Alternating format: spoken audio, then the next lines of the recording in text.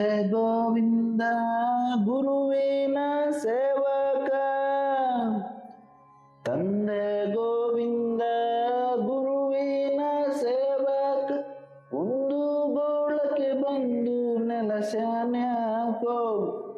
ಬಂಧುರ ಶಿಶುನಾಳಧೀಶನ ದಯದಿಂದ ಬಂಧುರ ಶಿಶುನಾಳಧೀಶನ ದಯದಿಂದ ಇಂದಿಗೆ ವಿಷಯದ ವ್ಯಸನಗಳ್ಯಾಕೋ ಇಂದಿಗೆ ವಿಷಯದ ವ್ಯಸನಗಳ್ಯಾಕೋ ಮೋಹದ ಹೆಂಡತಿ ತೀರಿದ ಬಳಿಕ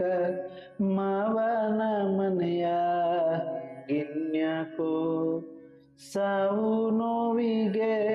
ಸಾರುವ ಬೀಗನ ಮಾತಿನ